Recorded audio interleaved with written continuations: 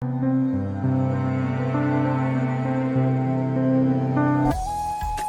गणेशाय नमः.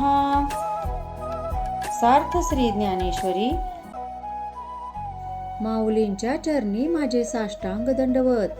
श्री ज्ञानेश्वरी या ग्रंथाच्या नावाप्रमाणेच त्यात ईश्वरी ज्ञान अमृताचे शब्दशब्दी दर्शन घडते. म्हणूनच तुम्ही हे निवेदन मनापासून पुन्हा पुन्हा श्रवण करा. तुमचे कान सुखावतील आणि अंतकरण एका अपूर्व आनंदाने भरून जाईल. अध्याय 4 ज्ञानकर्म संन्यास योग. क्रमशः वाचन भाग 4.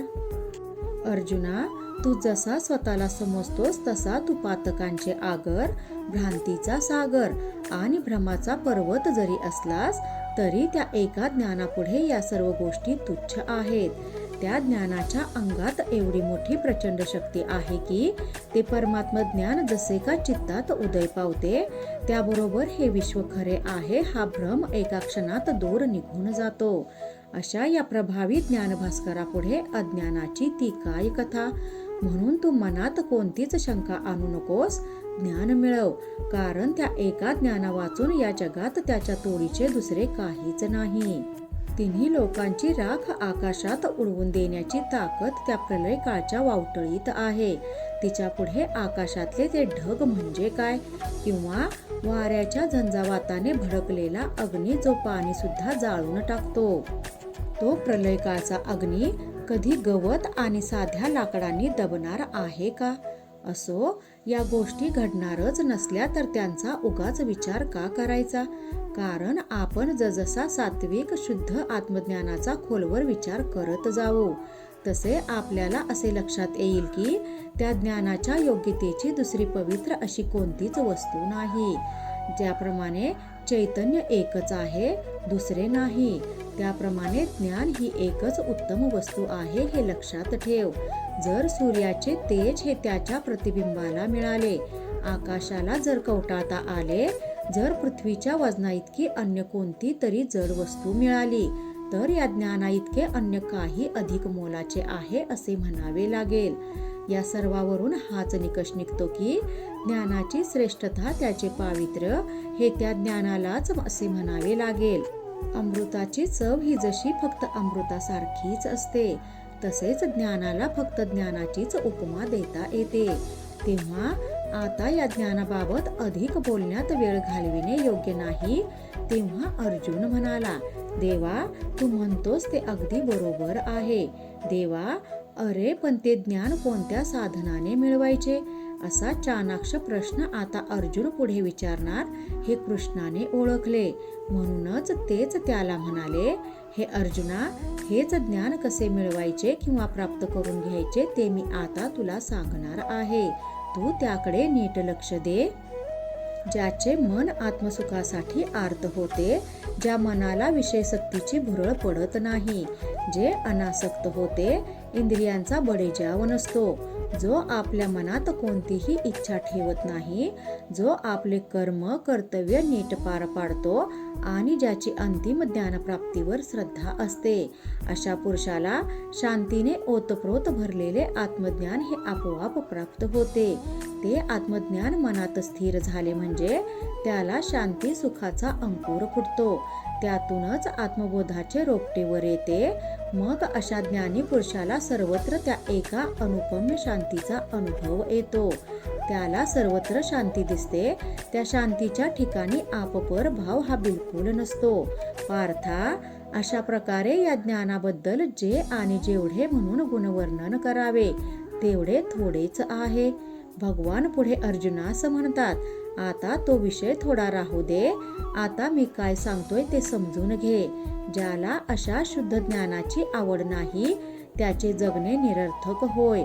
त्यापेक्षा मरण चांगले. जिथे कोणी राहत नाही असे ओसाड घर, जीव प्राण नसलेला देह, अनज्ञानहीन माणसाचे जीवन हे सर्व सारखेच म्हणजेच शून्य आहे. ज्याला खरे ज्ञान प्राप्त झालेले नाही पण ते प्राप्त व्हावे अशी ज्याच्या मनात तळमळ आहे त्याला प्रयत्नांनी ते मिळणे संभव आहे. पण ज्याला आपल्याला ते खरे ज्ञान प्राप्त व्हावे अशी इच्छा नाही ओढ नाही असा पुरुष हा संशयरूपी अग्नीत सापडलाच म्हणून समजावे. जेव्हा एखाद्याच्या मनात अमृताची गोडी राहत नाही, ते अमृत त्याला नकोसे वाटते, त्या मनुष्याचे मरण कसे चुकेल? त्याप्रमाणे जो केवळ विषय सुखांची अभिलाषा करतो, खरे ज्ञान मिळवण्याच्या बाबतीत उदासीन असतो, अशा व्यक्तीस संशयाने घेरले नाही तर नवलच म्हणावे. जो संशयात पडला त्याचा निश्चित विनाश झाला म्हणून समजावे. त्याला या लोकी काय पण परलोकी सुद्धा सुखाची प्राप्ती होत नाही. ज्याप्रमाणे एखाद्यास विषमज्वर झाला आहे, त्याला गार गरम कळत नाही, त्याला अग्नीचा दाह शांत चंद्रप्रकाशाची शीतलताही सारखीच असते, त्याप्रमाणे अशा अज्ञानी माणसाला खरे काय, खोटे काय, अनुकूल काय किंवा प्रतिकूल काय, हिताचे काय, अनहिताचे काय हे सुद्धा कळत नाही. जशी की जन्मांधाला दिवस अन रात्र सारखी, त्याप्रमाणे संशयी संभ्रमित माणसाला सुद्धा कशाचीच योग्य अयोग्य ओळख नसते. श्रीकृष्ण सांगतात, अर्जुना, यासाठीच संशयापेक्षा दुसरे भयंकर पाप नाही. संशय हे मनुष्याचा घात करणारे एक जाळेच आहे म्हणून समज. यावर प्रथम जर काही करणार असशील तर हा तुझा भ्रम संशय हा निश्चयपूर्वक दूर कर. या भ्रमावर, संशयावर, मोहावर विवेकाने विजय मिळव, त्याला जिंकून घे. कारण खऱ्या ज्ञानाचा अभाव हेच या संशयाचे वास्तव स्थान आहे, हे लक्षात घे.